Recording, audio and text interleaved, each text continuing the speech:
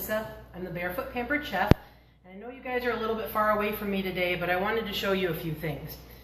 So have you ever gone and listened to a recipe and everyone says on the recipe, oh, you should have all of this stuff in your pantry. It should all be there. You don't even have to go to the store. And then you're like, kumquat seeds? I don't have those. Why are they even in a recipe? So what I did was I did some research to see exactly what what the typical American, because I'm apparently not, the typical American has in their pantry. And so my research led me to show that most typical Americans have an overabundance of condiments. Tons and tons of condiments. And when I looked in my fridge, that's pretty much what I saw as well, so I guess I am a little bit of a typical American, but I do have a little bit of a bigger pantry stock. So what I wanted to do was find some of the most common condiments that I had, and I wanted to teach you guys a few recipes. And it turns out that one of my comfort food recipes from my college days that my mom used to make all the time, and it is one of those recipes that uses condiments, and it's great because you can use it as a base for a lot of other different meals. So the first thing I'm going to do is kind of tell you a little bit about some of these condiments and what different things you can make with them. So first we have ketchup, of course. Most people have a bottle of ketchup somewhere in their refrigerator, their house, their pantry, packets of ketchup somewhere in your car.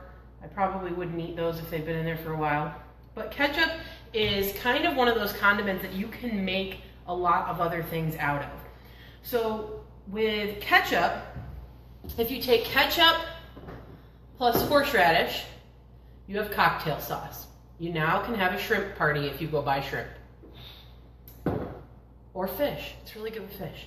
If you take ketchup and you add some vinegar, some sugar, a little bit of paprika, some Worcestershire sauce, and like some canola oil, so pretty much all condiments or at least one spice that you have Catalina French dressing.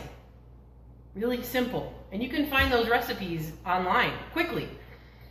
If you take ketchup and you add brown sugar, soy sauce, which apparently was one of the other things that a lot of Americans have randomly in their fridge, Worcestershire sauce, cider vinegar, and some garlic and red pepper flakes, you have barbecue sauce. I mean, it's that simple to turn ketchup into another condiment. And the best recipe that I found, actually there's two of them. If you take ketchup and grape jelly, weird, I know, and you mix it with those frozen meatballs that are sitting in your freezer, you can actually have really good cocktail meatballs in the slow cooker. So you could use your Rock Crock slow cooker, some ketchup, some grape jelly, and some frozen meatballs, and you could be the star of the show. The other thing that I found is a really interesting goulash recipe. So most people have some sort of a macaroni product somewhere in their pantry, some sort of a pasta, a dried pasta. You take that dried pasta, add some ground beef, you might have to go out and buy that, sorry, some ketchup and some chili powder, and you have goulash. It's that simple. And then the other thing that I wanted to say is that ketchup, when paired with its lovely neighbor over here, mayo, you have the base of a whole bunch of different sauces. Namely, all of those sauces that are special sauces.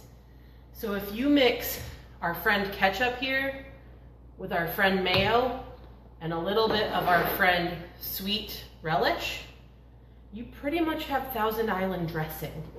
You just might have to add a little tiny bit of vinegar and some seasoning. So you can take any of these condiments that are almost boring unto themselves, and you can have a wide range of things. I usually take my ketchup and I add a little bit of the yellow curry powder, so it's not hot, but it's a sweet curry ketchup. It's great with fries. Add a little bit of mayo in place of your eggs and shortening, And you can make cookies with mayo. You can make cakes with mayo. All mayonnaise is pretty much oil and eggs. So if you have to put oil and eggs into something and you don't have oil and eggs, substitute mayonnaise. Easy as that. The other thing that I usually have a lot of laying around for some reason is leftover pizza or pasta sauce. I don't know why, but we never use a whole jar.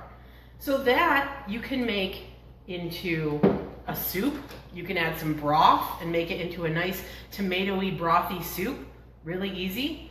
You can take your pizza sauce or your pasta sauce, add a little bit of vinegar and olive oil and make a tomato vinaigrette for a salad or something to dip bread in. The other thing that I found that I have a lot of for some reason, cans of refried beans. I don't know if anybody has these in their pantry, but it did kind of show up on the list of things that people have a lot of. If you take a can of refried beans, some chicken broth, and you mix it together so that it's nice and kind of soupy, or at least like a very good soup quality to it, add some ham, you have one of the easiest and best ham and bean soups that I've ever had. Easy peasy. The other thing that a lot of people seem to have, and this is a giant can, I know, I'm sorry, is cream of mushroom soup. So I'll tell you a thing that you can do with your cream of mushroom soup here in a second, but I'm going to show you my favorite recipe. This is pretty much the base of my mom's chicken vegetable salad. So what I did, large micro cooker, I put in 1 pound of pasta, any pasta you have laying around. I happen to have rotini pasta laying around today. I covered that with water just about this much above the pasta, and I put that in the microwave for 10 minutes. You may have to play with your microwave just to see how long it takes.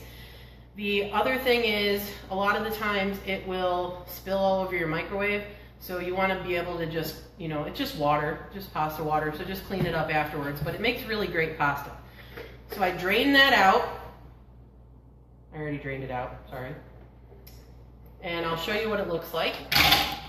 Pasta, ta-da! Now what I'm going to do is add the 3 most simplest ingredients, and really even one of them you can do without, it just happens to be my favorite.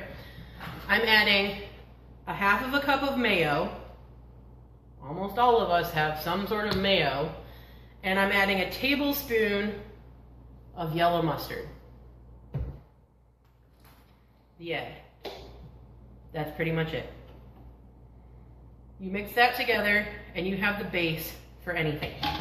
Now, my mom likes this to make this cold, so she puts it in the refrigerator after she mixes it together. You may have to use a little bit more or a little bit less of the mayonnaise and mustard to taste. And then she'll put in chunked up chicken, cucumbers, carrots, celery. I think they use green peppers in it too. It makes a great cold salad, especially great for the summer months. If you just take this base, which is the mayonnaise, the mustard, and the pasta, you can eat it warm. That's what I did in my college days with some seasoning salt. Probably not the best for you, but it's really good comfort food. I love it.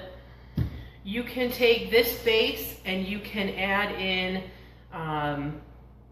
the ketchup, like I said, and the ground beef and some chili powder, and make this a goulash of some sort.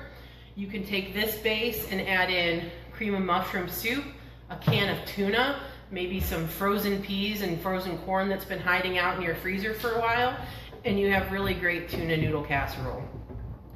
So with these condiments that all of us think of as just taking up space in our pantry until we serve French fries or a burger, you can actually make a ton of different recipes, from cocktail sauce to goulash. And with just a simple pasta in your micro cooker and some condiments, your mayonnaise and mustard, you can make the base of a great pasta salad that you can use just about anywhere. I mean, this used to get me through some really rough college nights studying.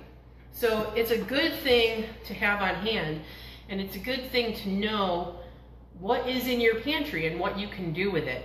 So if you ever see one of those recipes that says, oh, you can use all of this in your pantry, it's all there, and they come across kumquat seeds or something that's really exotic that they think that you should have in your pantry, you can just say, no thanks, that's fine.